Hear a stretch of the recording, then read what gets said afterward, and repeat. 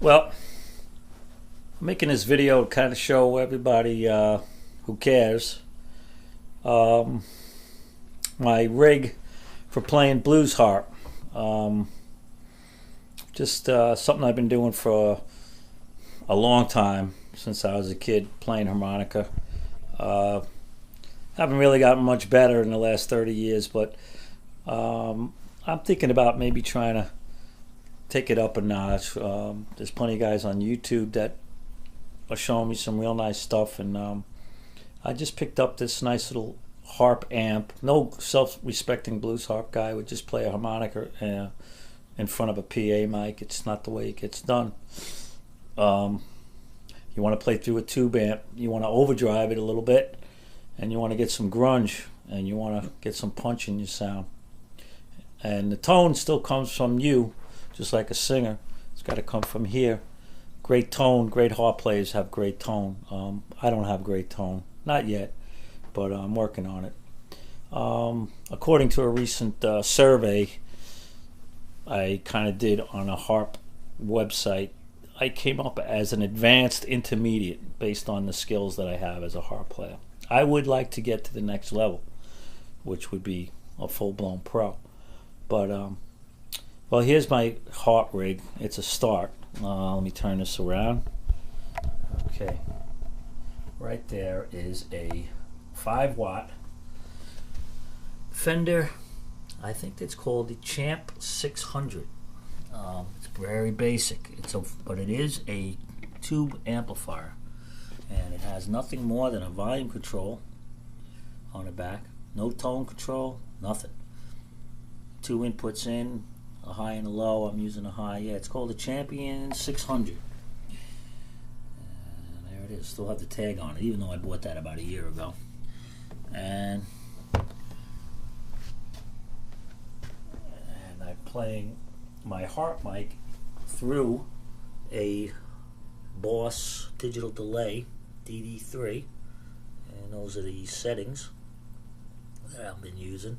Just a slight delay gives a little bit of a dimension to it. You don't want to rely on effects. You really want to get your tone and your sound naturally, but a little bit of an effect used properly is it's good, and even the best guys will use them sometimes. And here's the real cool thing I bought online a while back. I actually bought it with a small battery powered transistor amp. That doesn't sound bad for just fooling around, but it's called the Bottle O' Blues, and it's a microphone that's specially made for playing harmonica or harp. Very rarely we'll say harmonica. And if you could see what this guy does, he builds these things out of a cheap plastic salt shaker or pepper shaker, and he puts the pickup in there right up underneath the cap, and he wires in a volume pot, and he's got his 1/4-inch connector in there, and you're ready to go. And believe it or not, this harp mic has a very decent sound for playing harmonica. Now guys will go crazy to buy these old vintage ham radio mics that have crystal elements in them that they'll spend $300-400 for. I have one I bought on an eBay auction that was just under $200, but I actually like this mic better. It's cool. What can I say? And it's cheap. You can't beat that. And even some pro guys have mentioned this mic that they like it and they've used it. But they have access to pretty much anything. Some of these guys, and you see the amps, they all use boutique. A lot of them use specially made harp amps that are tubed up and wired just for harp playing, so that they don't feed back. They use a regular guitar amp that's tubed up for guitars. It'll squeal like a pig. This little Champ though I can put it on 10 and it will not feed back, which is wonderful. At least if I don't get right next to it. So let me fire this. I'll give you a little demo. Let me get this thing set up.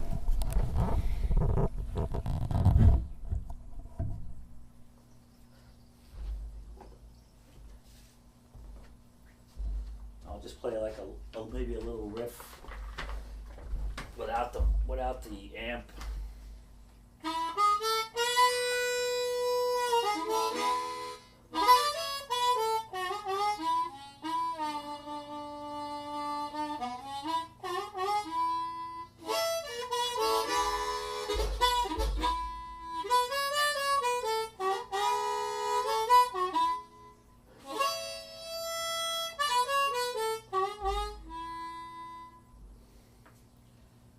That's just straight harmonica, acoustic.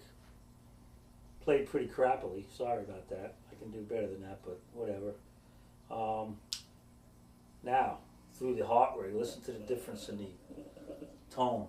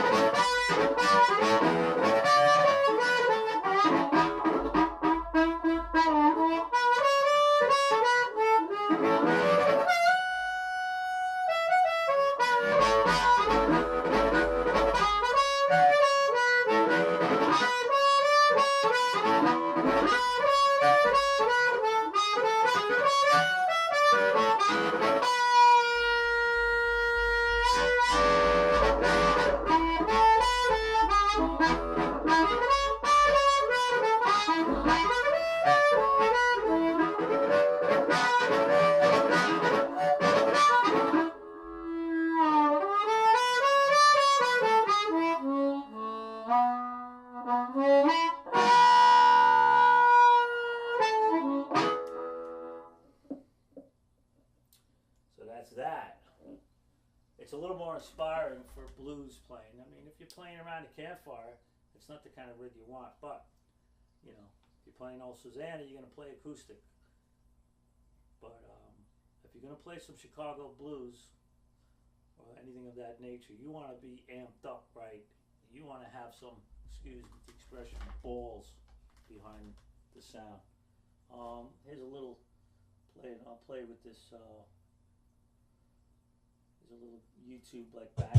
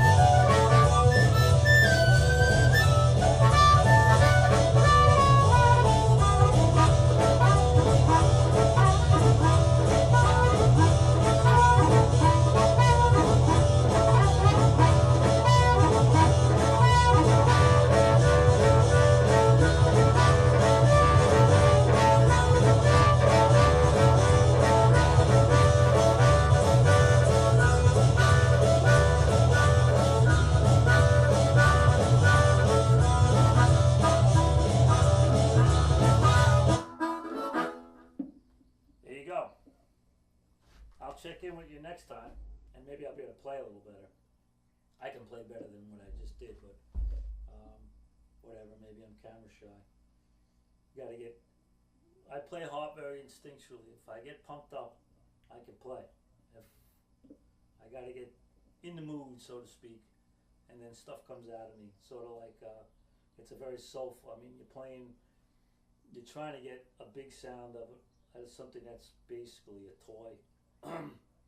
It's a lot of the notes that you produce playing blues harp are not there. They're not on a diatonic scale, is what the harp is based on. If anybody knows anything about music, diatonic scales are not chromatic. So some of the blue notes and other notes that you want to produce, they have to be bent.